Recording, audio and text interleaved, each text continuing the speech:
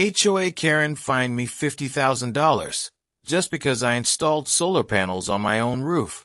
She thought she destroyed me. What she didn't know was I was about to buy the entire neighborhood and make her regret every single dollar. Right now, I'm standing on Maple Ridge Drive. This street, I own it. Not metaphorically. Literally. 37 properties. Every house you see behind me. The morning sun is hitting these rooftops. Rooftops I pay the insurance on. That perfectly manicured lawn at number 23? I hired the landscaping crew. The fresh paint on number 47? I approved the color. This entire street runs through my bank account now. And the woman who tried to ruin my life? She's now my tenant. She pays me rent every single month. $2,850. Every single month. On the 1st, I get a notification on my phone. Karen Henderson. Rent payment received. I screenshot it every time. Not to be petty. Okay. Maybe a little petty. But what Karen didn't know was that this was only the beginning. Let me paint you a picture of what life looks like today. It's a normal Tuesday morning. I'm drinking coffee on my front porch. Except now I collect rent from 37 families. The monthly revenue is approximately $47,000 after all mortgages and expenses. That's over $500,000 a year in passive income. Last week, Margaret from number 42 asked if she could paint her shutters a different color. 10 years ago, she would have gone to the HOA. Now she comes to me. I said yes, because unlike the old board, I believe people should have freedom over their own homes. The old HOA board still exists, but they're powerless. I own enough properties that I control the voting majority. When they hold meetings, they basically have to get my approval for everything. Do you know what that feels like? The woman who smugly handed me a $50,000 fine now has to pay me to live in her own home. I don't even feel angry anymore. That rage is gone. It's been replaced by something quieter and much more powerful. Just yesterday, I walked past Karen working in her garden. She couldn't even look at me. She just kept her head down. And you know what I did? I smiled and said, "Good morning." Because real power doesn't need to gloat. The other board members who backed her, they've all moved away. Richard went to Arizona. Susan relocated to her daughter's place in Oregon. They couldn't handle living in a neighborhood where their former victim became their landlord. But Karen stayed. I think her pride won't let her leave. She'd rather pay me rent than admit defeat by moving. But it wasn't always like this. Let me take you back to where it all began. 5 years ago, I was just a regular software engineer who finally bought his dream home on Maple Ridge Drive. I loved this neighborhood. The tree-lined streets, the quiet mornings, it felt like I had finally made it. I've always been environmentally conscious. So when my electricity bills kept climbing, I started looking into solar panels. I spent $24,800 on the installation, with the federal tax credit of $7,440, plus state rebates of $1,800. My actual cost was $15,560. At $137 per month in electricity savings, the payback period was 9.4 years. After that, 20-plus years of basically free electricity. Before I installed anything, I did my homework. I read every page of the HOA covenants.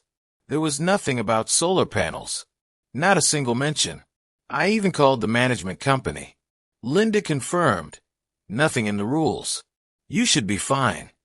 So I submitted my plans to the Architectural Review Committee 6 weeks in advance, just to be safe.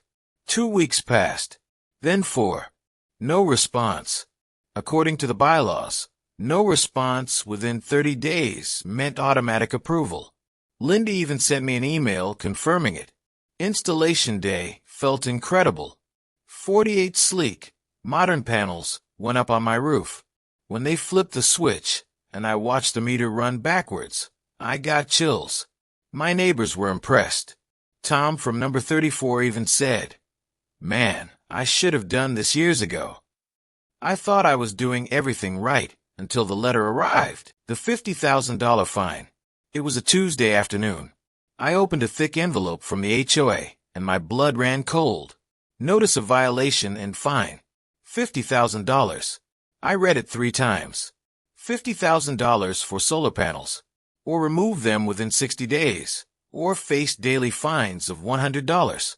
I immediately called Linda. She sounded genuinely upset.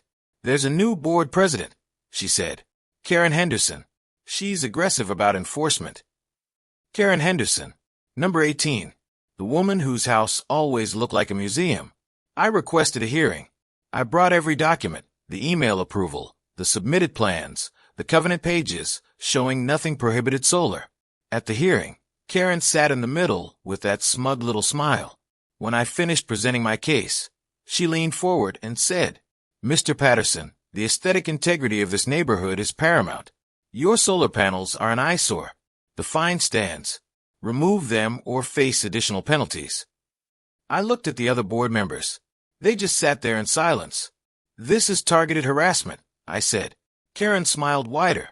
Case closed. I walked out of that clubhouse in a complete daze. Over the next few days, 3 different lawyers told me the same thing. The first lawyer quoted me $32,000 just to start the lawsuit. The second said it could reach $50,000 if it went to trial. The third was the most honest. "Even if you win, you'll spend $40,000 in legal fees and 2 years of your life. And HOAs have incredible leeway in court. You might lose anyway." He told me most people just pay the fine and move on. That's what they count on. People being too exhausted to fight back. I felt trapped. I couldn't sleep. I was waking up at 3 a.m. with panic attacks. That night, I sat at my kitchen table with the fine notice in front of me for 3 hours. I didn't move. I didn't eat. I just stared at that number. $50,000. I called my mom. She heard my voice crack and said, "Honey, it's just money." But it wasn't just money. It was every dollar I'd saved living in a cramped studio apartment for 6 years. It was the weekends I worked overtime instead of going out with friends. It was eating ramen and rice to save an extra $200 a month. 5 years of discipline and sacrifice, and this woman was going to take it all because she didn't like how my roof looked. I didn't eat for 2 days. I lost 7 pounds that month. My boss pulled me aside and asked if everything was okay because I kept zoning out in meetings. I wasn't okay. I felt like I was drowning, and no one could hear me screaming. Most people would have folded. I almost did until I made a decision that changed everything. The idea came to me at 3 in the morning. What if I didn't fight them? What if I became them? HOAs run on voting power. What if one person owned enough properties to control the entire HOA? Our neighborhood had 73 properties. I needed just over half, 37 properties, to have majority control. It sounded insane, but so was a $50,000 fine for solar panels. I spent the next 3 months learning everything about real estate investing. I calculated exactly what this would take. 37 properties at an average price of $200,000 each was $7.4 million in acquisitions. But I wouldn't need that in cash. With investment property loans requiring 25% down, I need $1.85 million in down payments, plus closing costs, inspections, repairs. Call it $2.1 million total to execute this plan. I had $48,000 in savings. I'd need to leverage everything, my credit, my income, my equity, every financial tool I could access. It was barely possible, but barely possible was better than impossible. I gave myself a deadline for years. If I couldn't do it in 4 years, I'd give up and move away. The clock started ticking. I set up an LLC called Phoenix Property Holdings, registered to a P.O. box in another county. Then I started buying, one by one, quietly, strategically. Number 47, number 62, number 19, number 34, number 51. Each purchase went through the LLC. Each time, I made sure nothing connected back to me personally. I was working my software job during the day and managing this growing empire at night. I was exhausted, but it was working. By the end of year 1, I owned 5 properties. By year 2, I was at 11. Then disaster struck. 3 of my tenants stopped paying rent at the same time during COVID. I was hemorrhaging $8,400 a month while still owing all the mortgages. I had to take out a personal loan at 11% interest just to keep the properties from foreclosure. I was working 16-hour days and watching my credit score drop week by week. I barely survived that, but I kept going. By year 3, I owned 22 properties. By year 4, I was at 31. The rental income was finally covering all the mortgages. Then Karen got suspicious. She noticed the same LLC buying multiple properties and started asking questions at board meetings. Why is this Phoenix Property Holdings buying up so many houses? Should we be concerned about corporate landlords taking over our neighborhood? My stomach dropped when I heard she'd said that. She actually hired a private investigator to look into Phoenix Property Holdings. For 3 weeks, I barely slept. If she discovered it was me before I hit 37 properties, she could have called an emergency meeting and changed the bylaws to block corporate ownership or limit voting rights. I watched that investigation happen in real time through my property attorney. The PI pulled public records, checked business registrations, tried to find the beneficial owner. But my attorney had structured everything perfectly. Multiple LLC layers, registered agents in different states, a maze of legal entities that all led nowhere. After 3 weeks, the investigator's report came back. Legitimate investment company, multiple layers of ownership, unable to determine beneficial owner without subpoena. Karen gave up. She gave up 2 properties before I reached the magic number 37. If she'd kept digging for 2 more months, this entire story would have ended differently. I was getting closer, but one mistake and the entire plan would collapse. Then one morning I saw it. 18 Maple Ridge Drive, Karen's house, was listed for sale. Listed at $485,000. I offered $525,000, $40,000 over asking. All cash. 7-day close. No inspection contingency. No appraisal contingency. Nothing that would give them any reason to accept a different offer. Her agent called mine that same afternoon. They had 3 other offers, but none were all cash. Did we want to go higher to be safe? Add another $10,000 and we'll close in 5 days, I told my agent. They accepted within the hour. $535,000. I paid $50,000 over asking, just to make absolutely certain I got that house. And you know what? Worth every penny. I now own Karen's house. She still had no idea it was me. A few weeks later, I called an emergency HOA meeting as the representative of Phoenix Property Holdings. That Thursday night, I walked into the same clubhouse where Karen had humiliated me 5 years earlier. I sat in the back, wearing a baseball cap and sunglasses. When Karen called for the representative to identify themselves, I stood up, took off the sunglasses, and walked to the front. The walk down that aisle felt like it took 10 minutes. Every eye in the room was on me. I could hear whispers. Wait, is that? That's the solar panel guy. What's he doing here? Karen's face went through every emotion in 5 seconds. Confusion, recognition, disbelief, horror, and finally rage. Her hands gripped the table so hard her knuckles went white. Hello, Karen, I said calmly. I own 37 properties in this neighborhood. That means I control the HOA. The room exploded. Karen stood up so fast her chair fell backwards. This is impossible. This is fraud. This is completely legal, my attorney said calmly, standing up from where he'd been sitting in the corner. I have all the purchase documents right here if you'd like to review them. 37 properties, all legally purchased, all with full voting rights under the current bylaws that you and your board wrote. Richard, the board treasurer, looked like he was going to be sick. You can't just buy your way into power. That's literally how democracy works, I said. 1 property, 1 vote. I have 37 votes. Unless you'd like to argue that property rights shouldn't come with voting rights. He had no response. Within 2 weeks, I had completely restructured the HOA. New board, new bylaws, solar panels explicitly allowed, fines capped at reasonable amounts, and the very first act of the new board, rescinding my $50,000 fine and removing the lien from my property. But Karen wasn't finished yet. 2 weeks after the reveal, I received a certified letter from Karen's attorney. She was invoking an early termination of the leaseback agreement and would be vacating the property immediately. The letter was cold, formal, and clearly written by a lawyer trying to find any loophole to get her out. My attorney read it and laughed. She signed a 6-month leaseback agreement as a condition of the purchase. It's ironclad. If she breaks it early, she owes 3 months' rent plus forfeits her security deposit. I had him send back a response that same day. Polite, professional, completely unbending. 3 days later, I received a wire transfer for $12,750. 3 months of rent plus her deposit. She paid it immediately. She'd rather lose nearly $13,000 than live one more day in a house owned by the man she tried to destroy. The day she moved out, I drove by. There was a U-Haul in the driveway.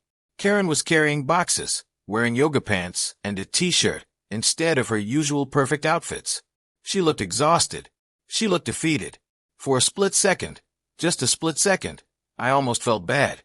Then I remembered sitting at my kitchen table at 3 a.m., having a panic attack over a $50,000 fine for solar panels, and the feeling passed. About 14 months after everything happened, I got an email from an address I didn't recognize. Subject line, "I'm sorry." I hovered over it for a full minute before opening it. Part of me thought it might be spam. Part of me knew exactly who it was. It was from Karen, 4 paragraphs long. No excuses in the first 3 paragraphs, which surprised me. She said she'd been going through a divorce during the time she found me. Her husband had been cheating on her with someone from his office. She'd felt powerless in her own marriage, watching it fall apart, unable to stop it. So she grabbed power wherever she could find it. The HOA became her outlet. Every fine she issued, every rule she enforced, every time she said no to someone's request, it was the only place in her life where she felt in control.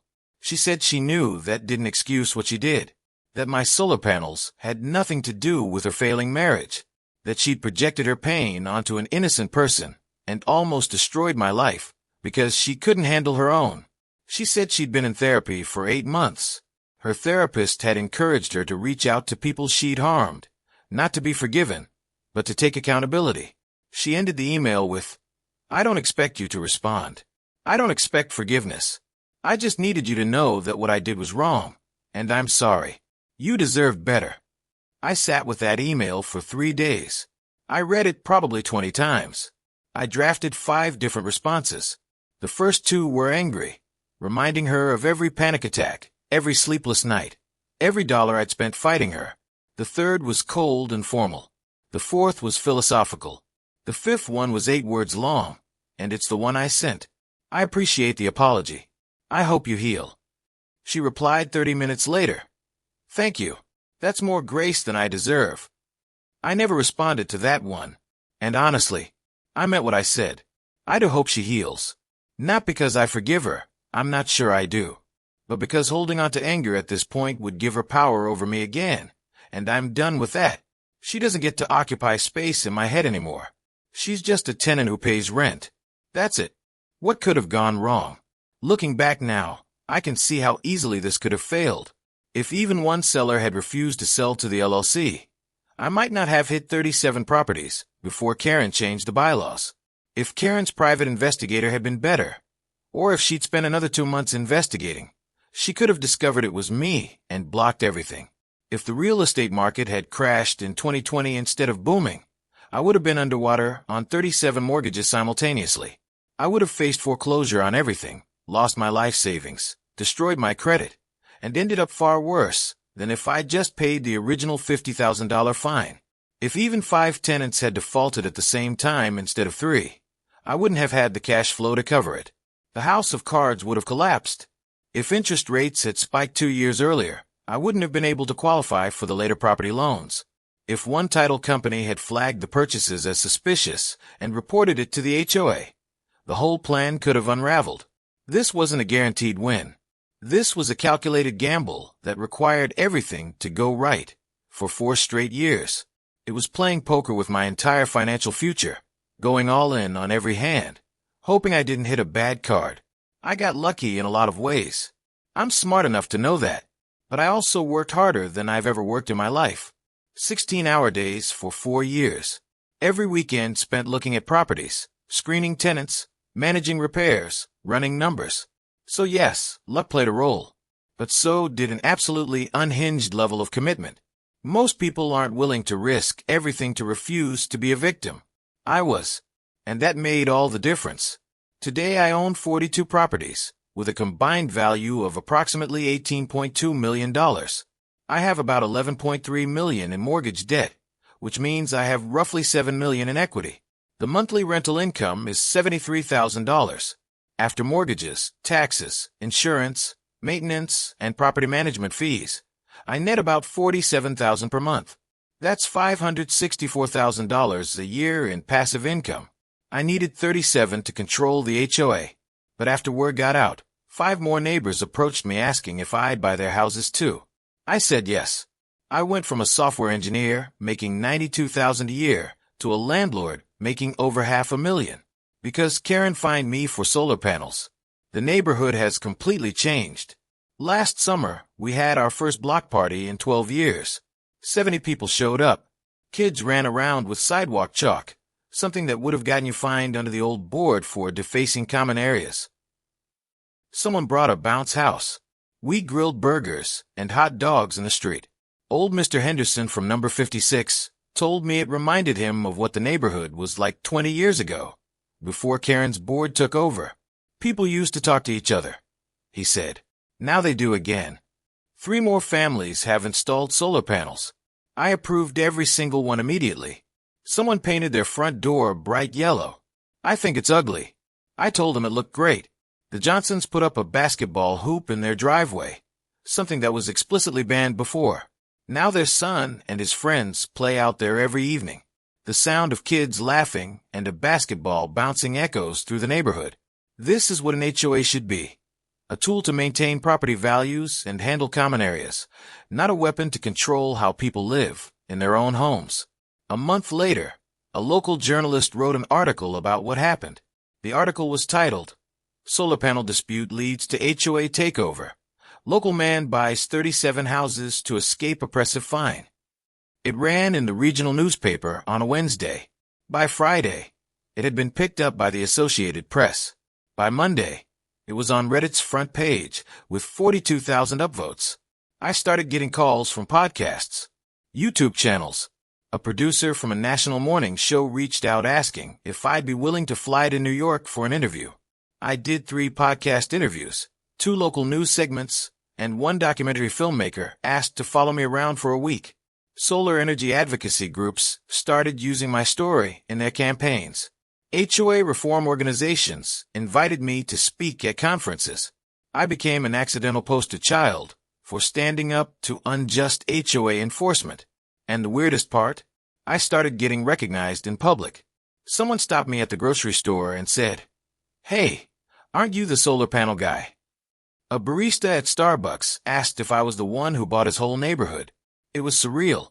I went from having panic attacks about a fine to being semi-famous for how I dealt with it.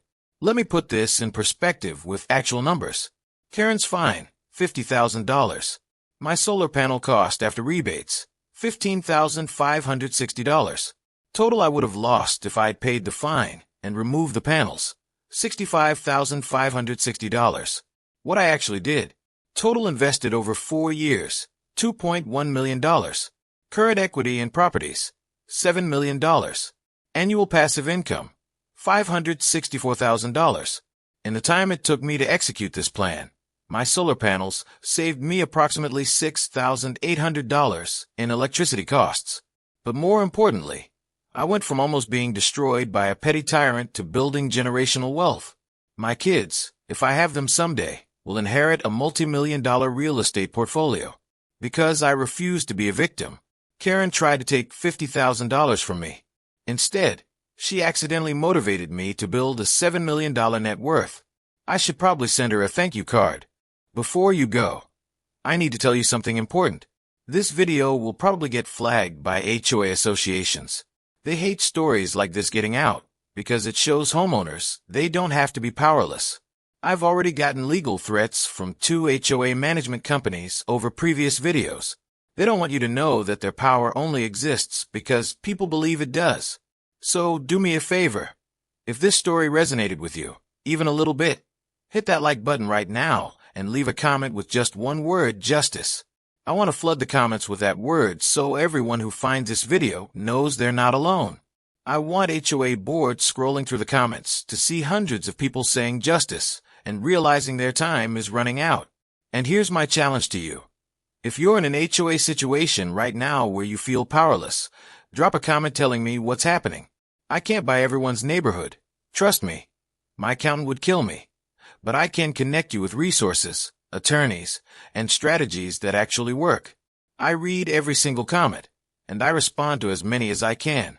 Now, what would you have done if they fined you $50,000 for trying to do the right thing?